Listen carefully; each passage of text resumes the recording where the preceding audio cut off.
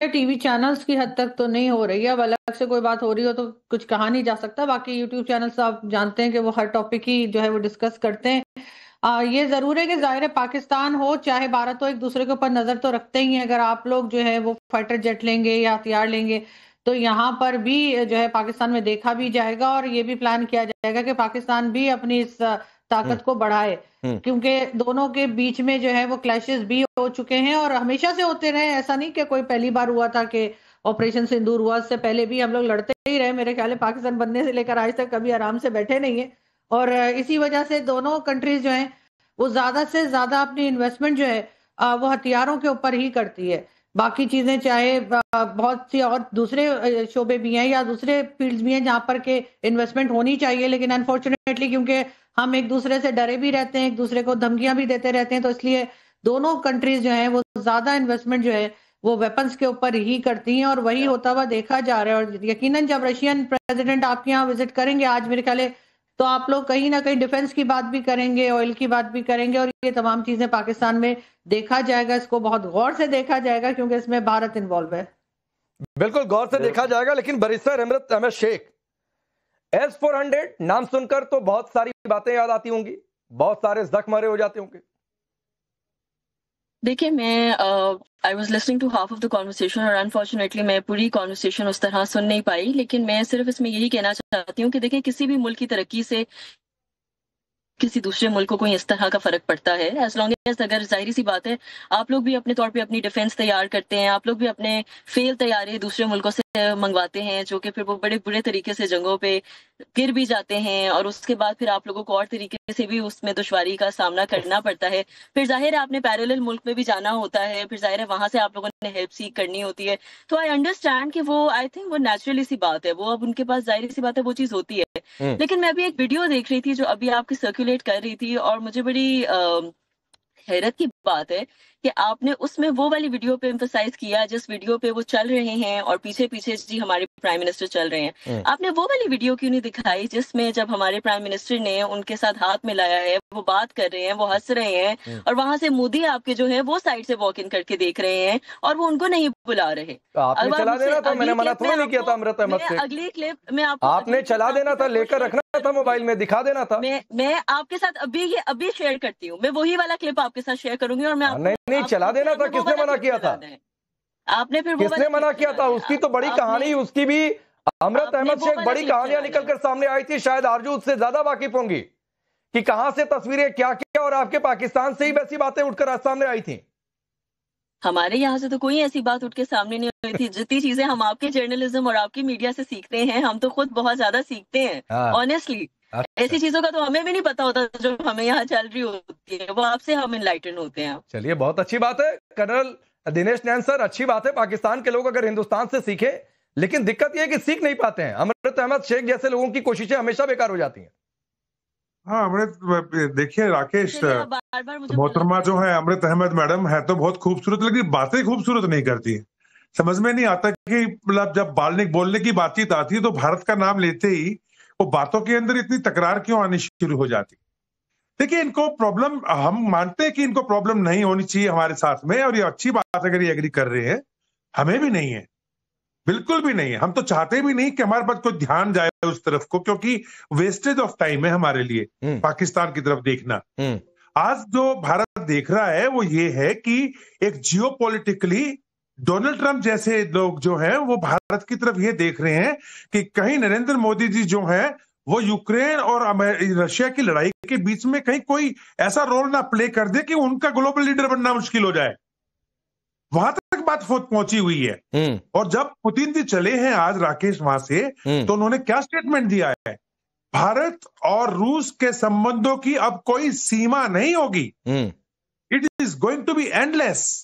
और देखिए, जहां तक सवाल है मिलिट्री इक्विपमेंट का, यस, हम तो हमेशा से रशिया से इक्विपमेंट लेते आए हैं, लेकिन S-400 जिसमें से मात्र 3 रेजिमेंट अभी आई थी, जो लगी थी हमारे ऑपरेशन सिंदूर में, 3 आनी है अभी, और उसके अलावा 5 और के लिए रशिया राजी हो गया, जो कि अनाउंसमेंट होगी। यानी अगर 10 रेजिमेंट आपने S-400 की लगा दी, तो पक्षी भी नहीं आ पाएगा। बाकी तो बात छोड़ो, ये एटम बम करते रहेंगे पाव के राधे के। और रही बात तीसरी, S-500 राकेश, उसकी डील होने जा रही है और ये भी सरप्राइज ना हो जाए कि मैन्युफैक्चरिंग इंडिया में हो जाए, जिसकी रेंज 1000 किलोमीटर, 600 किलोमीटर तक तो जहाज को देखते उड़ा देगा। ये अफगानिस्तान में भी घुस जाएंगे ना तो वहां भी मार देंगे। तो ये कहने का मतलब ये है, ये सब चीजें सामने आ रही हैं। Su-57, यस, एनर्जी के अंदर मिनी आपके जो क्या नाम कहते हैं, हमारे रिएक्टर हैं अपना बिजली बनाने के लिए, बड़ी मात्रा के अंदर टेक्नोलॉजी आ रही है। अब मैं पाकिस्तान की क्या बात करूं, आपको पता ही है कि क्या 40 रुपए यूनिट के हिसाब से लेकर 400 रुपए यूनिट तक ये बिजली, बेचारों को बिजली तो मिलती नहीं, हमेशा ब्लैकआउट वहां रहता है। तो मैं क्या, चलिए ये एक अलग बात है, ये एक अलग बात है। लेकिन बासित, कुछ बातें समझ में आई कर्नल दिनेश नैन की, या सिर के ऊपर से निकल गई? पाकिस्तान वो मुल्क ही नहीं है जो डरे। पाकिस्तान सिर्फ अपने दुश्मनों की तबाही करने के लिए आया है दुनिया में। हर दुश्मन की, अंदरूनी बैरूनी जितने भी दुश्मन है, उनकी तबाही देखिए। जिसने भी पाकिस्तान से टक्कर ली है वो तबाह और बर्बाद ही हुआ है, जिसकी मिसाल आप पीछे आप बनियान महसूस में ले लें। आगे बढ़िए। बासित को डर लग रहा है कर्नल दिनेश नैन, S-400 का नाम सुनते ही घबरा गया बासित। देखिए राकेश, प्रॉब्लम पता क्या है? प्रॉब्लम यह है कि जो स्ट्रेटेजिक जो हमारे अरेंजमेंट होने जा रहे हैं अभी रशिया के साथ में, जो कल तक क्लियर हो जाएंगे, वो ये है कि अब रशिया इंडिया के साथ में स्ट्रेटेजिक पार्टनर बनने जा रहा है पूरे के पूरे साउथ, ग्लोबल साउथ के अंदर। यानी कि भारत के अंदर इनको, इनकी जो सबमरीन्स हैं, इनके जो शिप्स हैं, उनको रिफ्यूलिंग की पूरी फैसिलिटीज दी जाएंगी। इनके साथ में यहाँ पे इनकी रिपेयर्स होंगी, इनके हमारे एयर बेसिस के अंदर ये जो है ये यूज करेंगे, और पूरे के पूरे इंडियन ओशन में भारत और रूस मिलकर के एक डोमिनेंस पैदा करेंगे। यानी एक बहुत बड़ी बात है ये, मैं बताऊं आपको, बिकॉज वर्ल्ड का मैक्सिमम ट्रेड इस इंडियन ओशन से गुजरता है। तो अब रूस को समझ में आ गया कि जो भारत की जो अहमियत है, अब ग्लोबल जो पूरा अटेंशन है वो भारत की तरफ जा रहा है। देखिए, अमेरिका ने बहुत कोशिश की टैरिफ लगा करके सब बदमाशी करने की, डोनाल्ड ट्रंप ने काफी कोशिश की दबाने की, लेकिन उसके बाद क्या हुआ?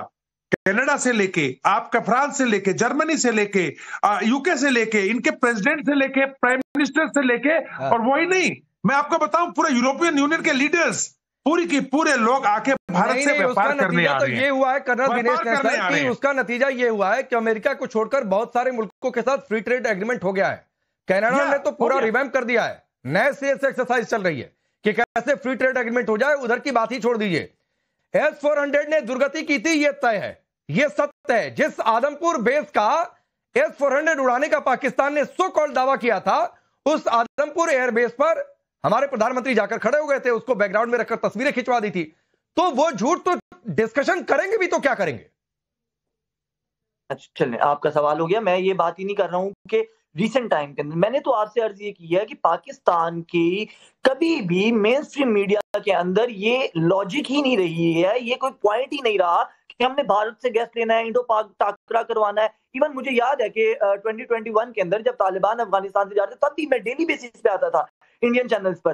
बात यह है कि पाकिस्तान अभी, क्योंकि मैं ये जवाब पता है क्यों दे रहा हूं आपको, क्योंकि कर्नल साहब ने एक बात कही कि वेस्ट ऑफ टाइम है पाकिस्तान के बारे में सोचना। तो मैं कर्नल साहब को सिर्फ ये बताना चाह रहा हूं कि वेस्ट ऑफ टाइम आप लोग कितना करते हैं, और पाकिस्तान आपको कभी मुंह नहीं लगाता है, कभी किसी एनालिस्ट को नहीं लेता है, कभी किसी जर्नलिस्ट को नहीं लेता है। पाकिस्तान के मेन स्ट्रीम चैनल पे कभी इंडिया के बारे में अजीम, मेरा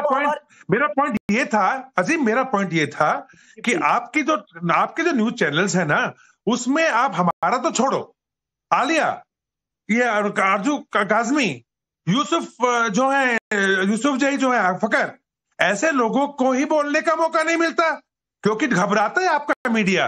उनको पता है कि सच बोल दिया तो ना सरकार रहेगी और ना ही सेना की छवि रहेगी। तो हमारे में तो जिगर है ना, हम तो कहते हैं आओ बात करो, हम करेंगे, तो जिगर है हमारे में। आप में जिगर नहीं है, सवाल सिर्फ जिगरे का है, आप में सवाल सिर्फ जिगरे का है। इसका एक नैरेटिव तो ये भी हो सकता है कि आपकी मेन स्ट्रीम में आ रहा हूं आरजू, इसका